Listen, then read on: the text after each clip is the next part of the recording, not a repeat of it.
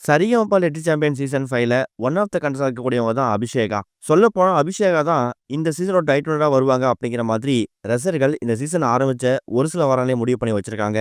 அதுக்கேத்த மாதிரியே ஒரு வாரமும் ஜட்ஜஸ் மேடையில கொடுக்கக்கூடிய கமெண்ட்ஸா இருக்கட்டும், அதே மாதிரி அபிஷேகா பாடக்கூடிய விதமா இருக்கட்டும், இது எல்லாமே ஒட்டுமொத்த ஆடியன்ஸையும் ஜட்ஜஸையும் பயங்கரமா இம்ப்ரெஸ் பண்ணியிருக்குது. புதுக்கோட்டை மாவட்டத்தில் நடந்த ஒரு கிராமிய திருவிழாவில் தான் அபிஷேகா பாட வந்திருக்காங்க.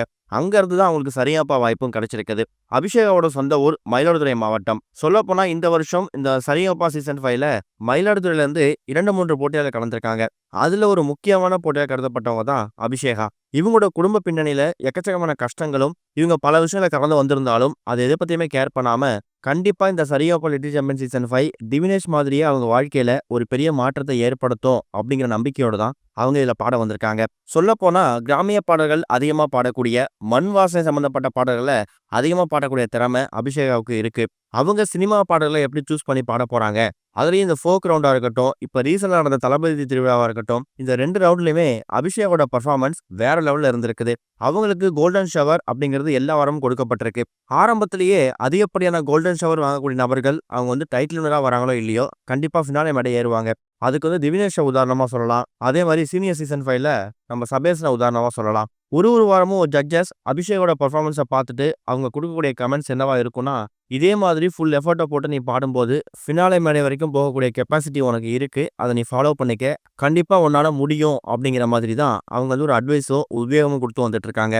அப்படிப்பட்ட அபிஷேகாவுக்கு இந்த சரிகமபா லிட்டில் சாம்பியன் சீசன் 5ல ஒரு மிகப்பெரிய வரவேற்பு கிடைச்சிருக்கு அப்படிங்கிற சந்தேகமே இல்ல. அத அவங்க சரியா பயன்படுத்திக்கிட்டு ஒரு வாரமும் மற்ற போட்டியாளர் லெவலுக்கு பாடி, அந்த ஒரு இன்புட்ட குடுத்து, அவங்க ஃபினாலே வரைக்கும் போவாங்களா? அப்படி போனா, கண்டிப்பா அவங்க தான் டைட்டில வின் பண்ணுவாங்க அப்படிங்கிறதுல சந்தேகமே இல்ல. உங்க கருத்துக்கள மறக்காம கமெண்ட்ல மென்ஷன் பண்ணுங்க. இது ஒரு பக்கம் இருக்க, கார்த்தி நடிப்புல கடந்த 2 வாரத்துக்கு ரிலீஸ் ஆன வா வாத்தியார் திரைப்படம் 2 வாரத்துக்கு பிறகு உடனடியா ஓடிடில ரிலீஸ் செய்யப்பட்டிருக்கு. இது சினிமா ரசிகர் மத்தியில ஒரு பெரிய அதிர்ச்சியை ஏற்படுத்தியிருக்கு அப்படின்னே சொல்லலாம். கார்த்தி, கீர்த்தி ஷெட்டி இவங்க நடிப்புல உருவான திரைப்படம் தான் வா வாத்தியார். இந்த திரைப்படம் கடந்த வருஷம் ரிலீஸ் ஆக இருந்துச்சு. ஆனா, தயாரிப்பாளர் தரப்புல எக்கச்சக்கமான விஷயங்கள் போயிட்டு இருந்ததால, இந்த படம் தள்ளி வைக்கப்பட்டு, இந்த வருஷம் ஜனவரி 14ஆம் தேதி 2026ஆம் வருஷம் ரிலீஸ் ஆயிருக்கு.